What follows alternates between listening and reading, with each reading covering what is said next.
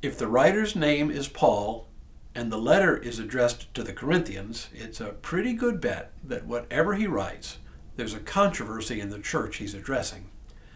As we've seen, sometimes Paul's answers are time-bound. That is, they address subjects that don't seem to apply to us anymore, while at other times his answers are absolutely timeless. This is true of today's passage from 1 Corinthians. There's a controversy lurking beneath his words, but his answer is absolutely timeless. This is the Apostle Paul at his very best. Hello, I'm Stuart Baskin, pastor of First Presbyterian Church of Tyler, Texas. And this is your daily devotional for Wednesday, April 2nd, 2025.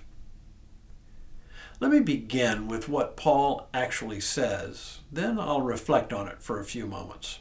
Paul writes, "Now concerning spiritual gifts, brothers and sisters, I do not want you to be uninformed. You know that when you were pagans, you were enticed and led astray to idols that could not speak. Therefore, I want you to understand that no one speaking by the Spirit of God ever says, 'Let Jesus be cursed,' and no one can say Jesus is Lord except by the Holy Spirit. Now, there are varieties of gifts, but the same Spirit. And there are varieties of services, but the same Lord. And there are varieties of activities, but it is the same God who activates all of them in everyone. To each is given the manifestation of the Spirit for the common good. To one is given through the Spirit the utterance of wisdom, and to another the utterance of knowledge according to the same Spirit.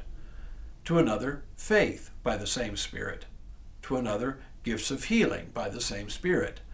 To another, the working of miracles. To another, prophecy. To another, the discernment of spirits. To another, various kinds of tongues. To another, the interpretation of tongues.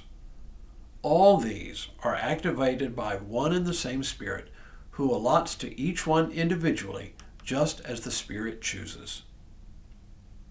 So it doesn't take much imagination to discern what the controversy was that Paul addresses here. It's one that occasionally raises its ugly head even today.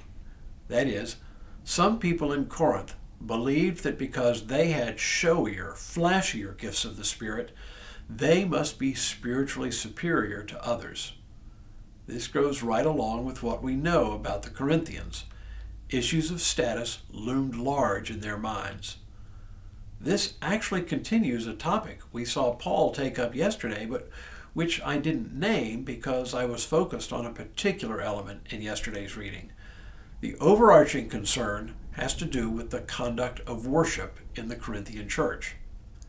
Yesterday we saw Paul raise the issue of how men and women should be dressed, or rather, whether or not their heads should be covered during worship.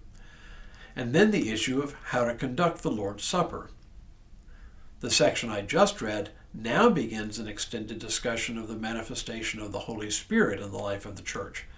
And as with men's and women's proper headgear and the proper way to share the Lord's Supper, this discussion addresses a source of controversy within the church. Today's reading sets out a general principle which Paul will draw on later, but the principle is so important that it can almost stand on its own. Indeed, we still read this passage today not because of any controversy, but simply because it casts such a powerful vision of the various spiritual gifts we have in the church. The contrast in what he says is between the idea of varieties of gifts and the idea of one Spirit.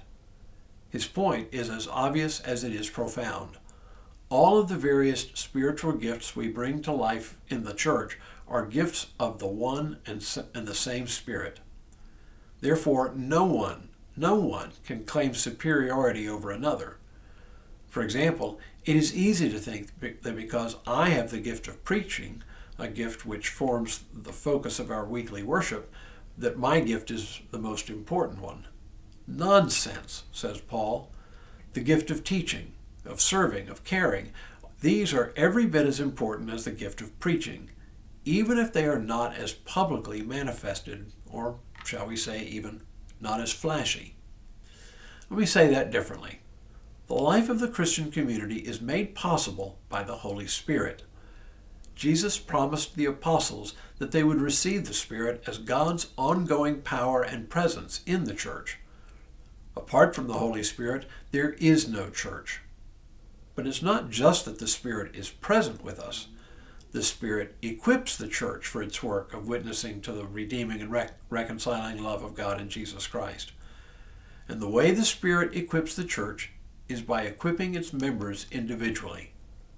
It is when we all bring our gifts to the table that ministry happens, and we need every gift we can get. Some of those gifts are more visible, some less, but their visibility does not make them more valuable, nor does their lack of visibility make them less valuable.